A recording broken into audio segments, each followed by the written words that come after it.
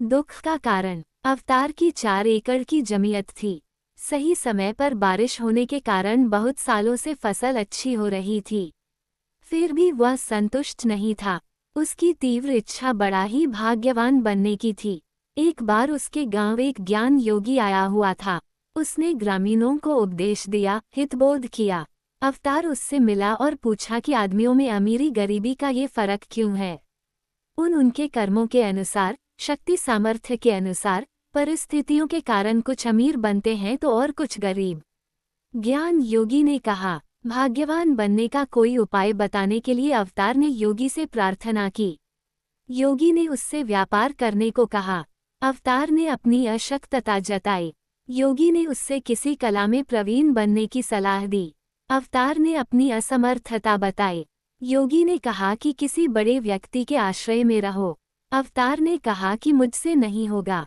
तुम्हें खाने की कोई कमी नहीं, आराम से जिंदगी गुजार रहे हो। बड़ा बनने की तुम्हारी इच्छा दुराशा कहलाएगी। यह कोई अच्छी बात नहीं है। ज्ञान योगी ने अवतार को हितबोध किया।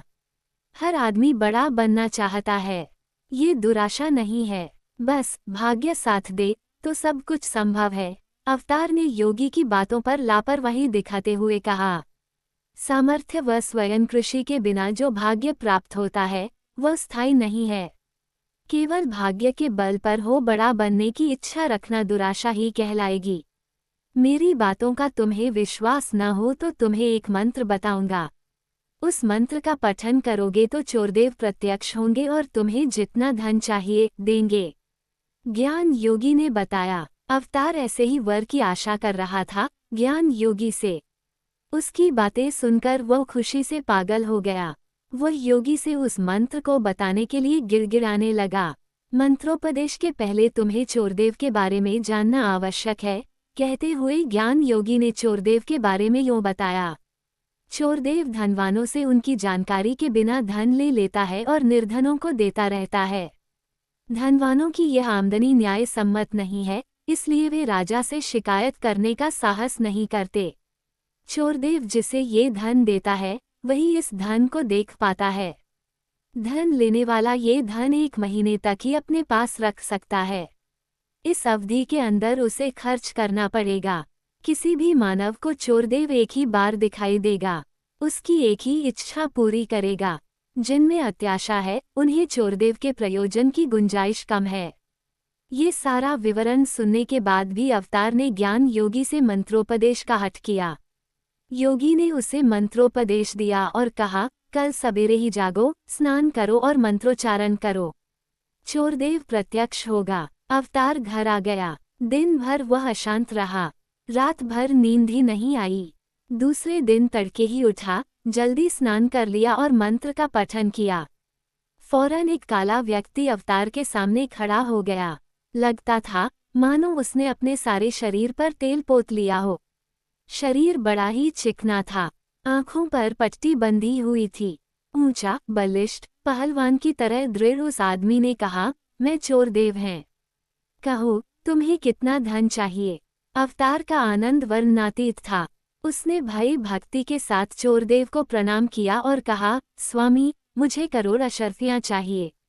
देगा, जरूर देगा। क्या ये सारा धन इस जमीन पर उंडेल दूं? नहीं तो क्या एक बहुत बड़ी सी पेटी तैयार रखोगे? चोरदेव ने पूछा। स्वामी, कमरे में एक बहुत बड़ी पेटी खाली पड़ी है, आप उसमें धन रख सकते हैं। अवतार ने कहा, ठीक है, कल सवेरे सवेरे पेटी खोलकर देख लो, कहकर चोरदेव गायब हो गया। अवतार को ये सब कुछ सपना लग रहा था।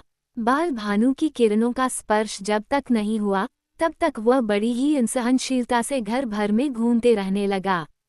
जब उसने पेटी खोली तो उसमें अपार धन था। इतनी बड़ी धन राशि देखते ही वह पागल सा हो गया। उसने सोचा कि इस धन से वह और उसका परिवार पीढ़ियों तक वैभवपूर्वक जीवन बिता सकता है। उसके माता पिता, पत्नी व बेटे को भी यह मालूम नहीं हो पाया कि अकस्मात अवतार इतना खुश क्यों है। इस खुशी का क्या कारण है? उसने उस धन के बारे में किसी से कुछ नहीं कहा, जिसे केवल वही देख सकता है। अवतार ने सोचा कि 1 महीने के बाद ये धन सभी को दिखाई देगा, इसलिए तभी बता देना ठीक होगा। अवतार हर दिन कमरे में अकेले जाता या तथा पेटी में भरा हुआ धन देख लेता था। इस बात पर उसे अपार हर्ष होता था कि इतना धन मेरी पेटी में भरा पड़ा है। यूं 2 हफ्ते गुजर गए। एक दिन देखा तो पेटी में एक भी अशर्फी नहीं थी। अवतार को लगा मानो उसके दिल की धड़कन बंद हो गई। उस धन को उसके सिवा किसी ने देखा ही नहीं। ऐसी स्थिति में कैसे गायब हो गया? ज्ञान योगी ने कोई माया की होगी। उसने उसे बताया भी नहीं था कि चोरदेव का दिया हुआ धन 2 हफ्तों के बाद दिखाई नहीं देगा। ज्ञान योगी आए तो उससे इसका कारण जानना होगा। अवतार ने ज्ञान योगी के बारे में पूछताछ की तो मालूम हुआ कि 1 हफ्ते के पहले ही वह गांव छोड़कर चला गया। किसी से मालूम हुआ कि वो मथुरा गया है तो वो तुरंत वहां जाने निकल पड़ा। अवतार मथुरा की सरहदें पार करके नगर में कदम रखने ही वाला था कि सामने से बलराम आया और कहने लगा, अरे कैसी विचित्र बात है। मैं तुमसे मिलने ही आ रहा था तो भगवान की तरह प्रत्यक्ष हो गए। तुम्हारे ही गांव आने निकला। अवतार ने आश्चर्य से पूछा, मुझसे क्या काम है? भूल गए? अपनी बेटी की शादी तुम्हारे बेटे से कराना चाहता था तो तुमने दहेज में 50,000 अशर्फियां मांगी। तब उस समय मेरे पास इतनी बड़ी रकम नहीं थी। अब चाहो तो लाख अशर्फियां भी दे सकता है। ये बात तुम्हें बताकर रिश्ता पक्का करने निकला।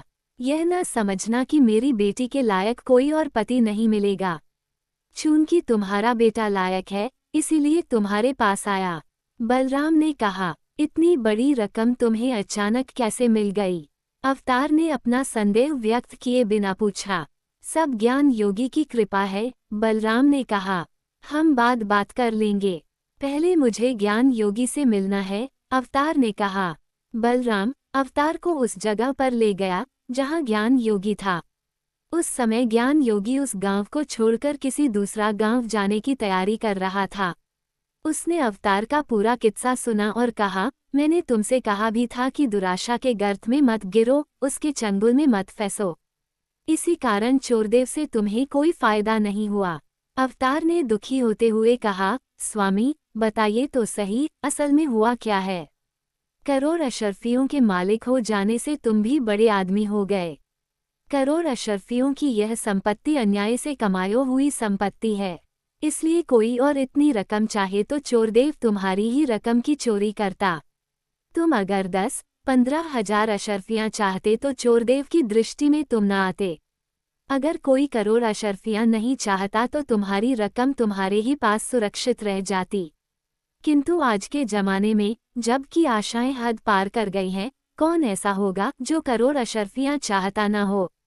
ऐसा कोई न कोई आदमी चोरदेव से मिलेगा ही। इसलिए ये करोड़ अशर्फियां पेटियां बदलती ही रहेंगी। ज्ञान योगी ने हंसते हुए कहा। इन बातों को सुनते ही बलराम बौखला उठा। बाप रे, मैंने 20 करोड़ अशर्फियां चाहीं। अब तक मेरी रकम भी गायब हो गई होगी, कहकर वह बेतहाशा भागा। अब गायब नहीं हुई तो 1 सप्ताह के अंदर ही अवश्य ही गायब होंगी, कहता हुआ ज्ञान योगी उस गांव को छोड़कर चला गया। अवतार में ये जानने की उत्सुकता जगी कि बलराम के यहाँ क्या हुआ। वो उसके घर गया। खाली पेटी के सामने सिर पकड़कर वह खड़ा था। अवतार ने बलराम की पीठ थपथपाते हुए कहा, चिंता मत करो, हम दोनों भाग्यवान होते होते रह गए। पहले ही ज्ञान योगी ने मुझे हितोपदेश दिया था कि दुराशा खराब है।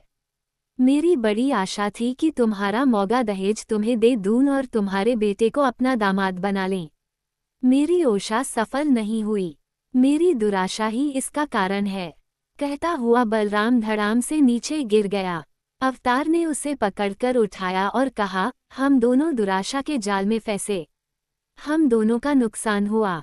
मेरे बेटे को अपना दामाद बनाना चाहते हो, ये तुम्हारी कोई दुराशा नहीं है।